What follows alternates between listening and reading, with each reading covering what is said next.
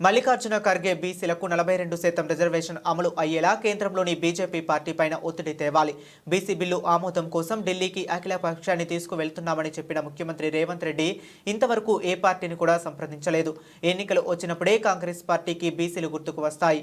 మల్లికార్జున ఖర్గే, రాహుల్ గాంధీ, సోనియా గాంధీ, ప్రియాంక గాంధీ బీసీల కోసం పార్లమెంట్లో ఎన్నడూ మాట్లాడలేదన్నారు ఎమ్మెల్సీ కవిత. మల్లికార్జున ఖర్గే గారిని మా హక్కుగా తెలంగాణ ప్రజలకు మీరు ఇచ్చినటువంటి మాట నిలబెట్టుకోవాల్సిందిగా మేము డిమాండ్ చేస్తూ ఉన్నాం. వారికి లేఖ ద్వారా తెలంగాణ జాగృతి యునైటెడ్ పూలే ఫ్రంట్ నుంచి మల్లికార్జున ఖర్గే గారికి లేఖ ద్వారా మేము విజ్ఞప్తి చేస్తూ ఉన్నాం. ఖచ్చితంగా 42% రిజర్వేషన్ సాధించే వరకు కాంగ్రెస్ పార్టీ ప్రయత్నం చేయాలి. బలంగా లోక్సభలో రాజ్యసభలో భారతీయ జనతా పార్టీని నిలువరించేటటువంటి ప్రయత్నం చేయాలి.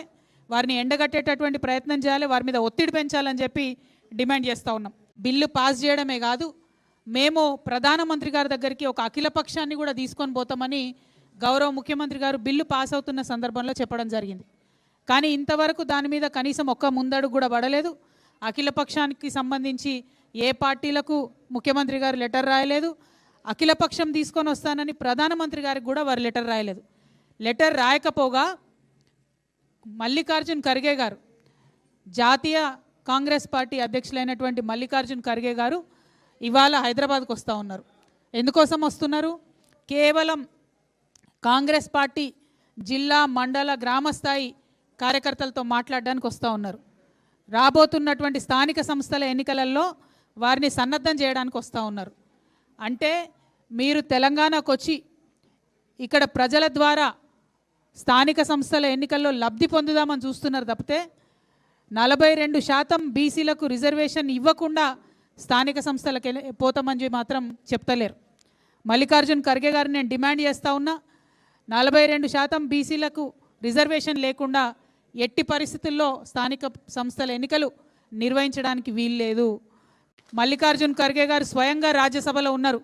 ఇంతవరకు ఒక్కసారి కూడా వారు రాజ్యసభలో బీసీలకు అనుకూలంగా మాట్లాడలేదు. రాహుల్ గాంధీ గారు లోక్సభలో ఉన్నారు, ప్రియాంక గాంధీ గారు లోక్సభలో ఉన్నారు. వారిద్దరు కూడా ఎప్పుడు బీసీల కోసం, తెలంగాణ బీసీల కోసం అనుకూలంగా మాట్లాడినటువంటి దాఖలాలు ఇంతవరకు కనబడలేదు. పెద్దలు సోనియా గాంధీ గారు కూడా చట్టసభల్లో ఉన్నారు, కానీ వారు కూడా ఇంతవరకు తెలంగాణ బీసీల కోసం మాట్లాడినట్టు అనిపించలేదు. ఇదే సోనియా గాంధీ గారు, ఇదే రాహుల్ గాంధీ గారు, ఇదే ప్రియాంక గాంధీ గారు, ఇదే మల్లికార్జున ఖర్గే గారు మన చేవెళ్ళకు వచ్చి ఎస్సీ ఎస్టీ డిక్లరేషన్ ఇచ్చిండ్రు.